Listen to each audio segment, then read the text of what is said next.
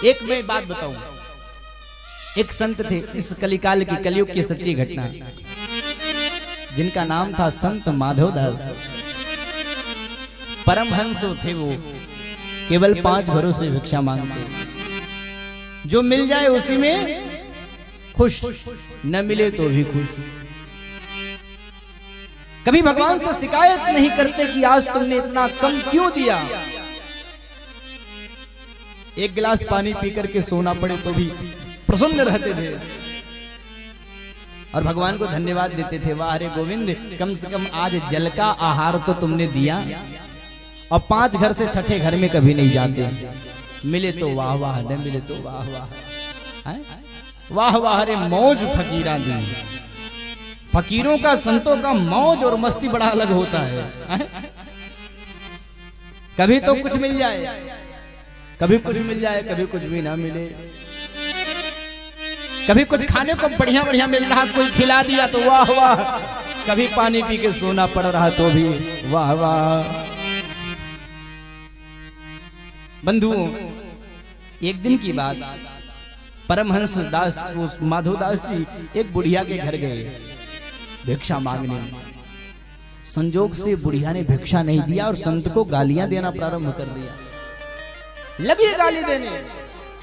संत ने कहा, वाह हरी मैया, तेरी यही भिक्षा मुझे स्वीकार है। अपने आश्रम पे चले आए और जब आश्रम पे चले आए, अब तो रोज उस बुढ़िया के घर जाने लगे और क्या करते, केवल गाली सुन के वापस चले आते। बुढ़िया केवल गाली देती और ये गाली सुन करके संत, अब सोचो हमको कोई गाली दे दे, दूसरे दिन उसके दरवाजे पैर नहीं रखेंगे। और संत की प्रशंसा और बड़ाई देखो, उसी बुढ़िया के घर रोज जाते। एक भक्त आया, उसने कहा, बाबा उस बुढ़िया के घर मत जाओ, वो आपको गाली देती है। हमारे घर चलो ना, हम सुंदर भोजन कराएंगे, पर उस बुढ़िया के घर मत जाओ। संत ने कहा, नहीं नहीं, मैं तो उसके घर रोज जाऊंगा, क्योंकि जो बुढ़िया मुझे देती है वो तो मुझे कोई नहीं देता।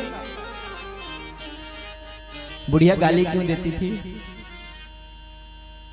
पहले उसने संतों की बड़ी सेवा किया। उस बुढ़िया ने, संतों ने कहा, दूधो नहाओ पूतो फलो।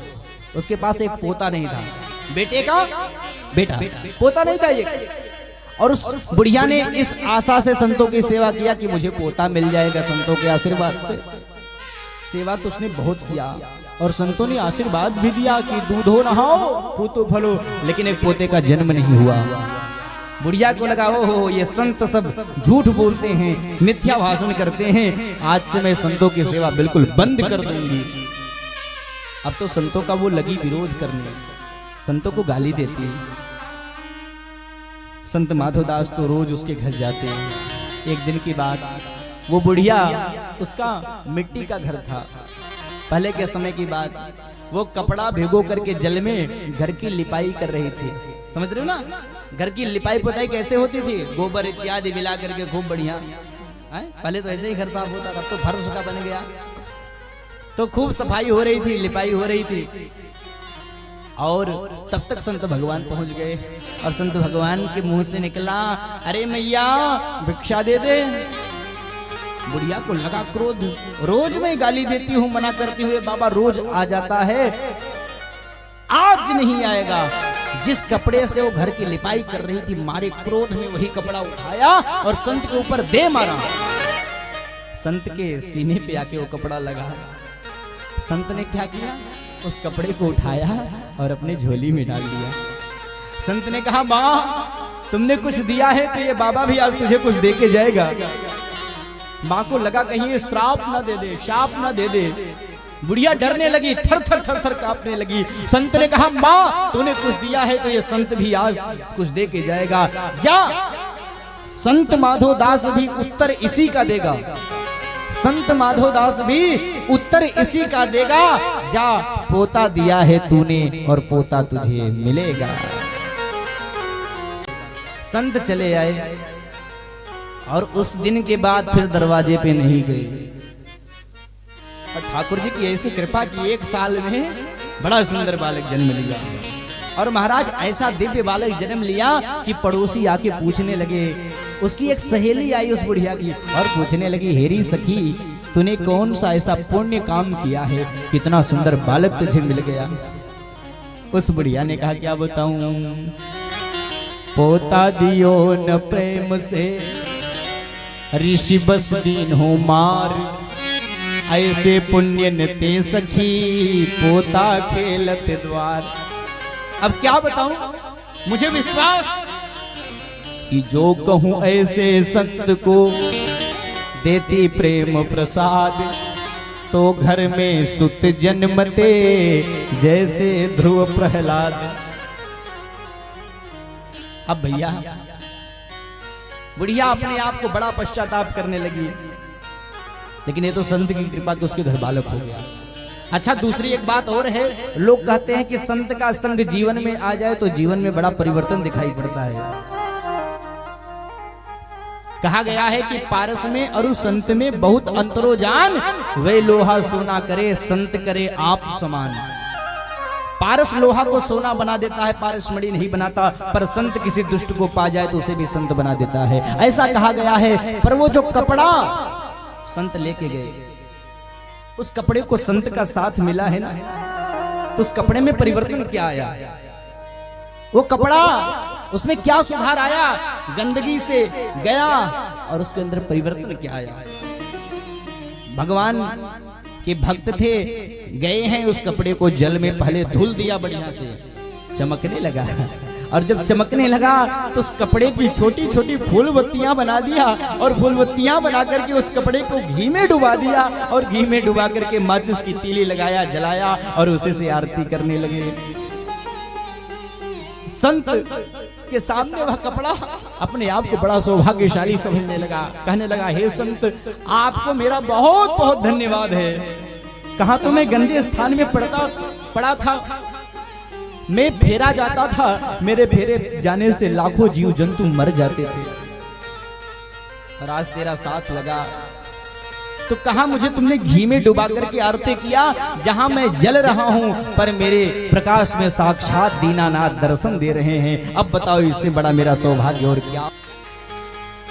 किसी ने कहा है ना, ओ धन्य है सत्पुरुषों का संग, बदल देता जीवन का रंग।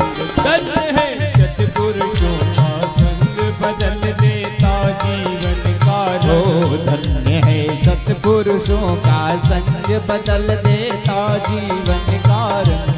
धन्य है सत्पुरुषों का संग, बदल देता जीवन का रंग। बदल देता जीवन का रंग, बदल देता जीवन का रंग। ओ बदल देता जीवन का रंग। बदल देता जीवन का रंग। धन्य है सत्पुरुषों का संग, बदल देता जीवन का रंग। धन्य है सत्पुरुषों का संग, बदल देता जीवन का रंग। श्री राधे।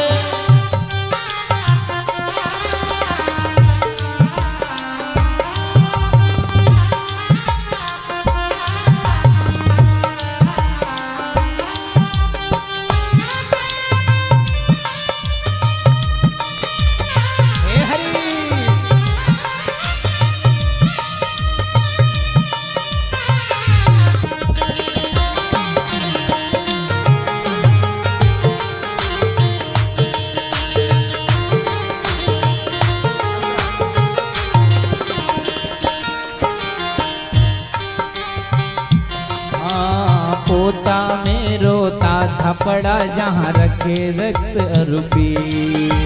पोता में रोता पड़ा जहाँ रखे रक्त अरूपी।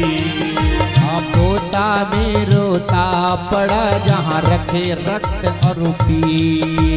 पोता में रोता पड़ा जहाँ रखे रक्त अरूपी। घर में मैं फेरा जाता मरते थे लाखों जी। घर में मैं फेरा जाता मरते थे लाखों जी। आ गया था जीवन से रंग, बदल देता जीवन का रंग।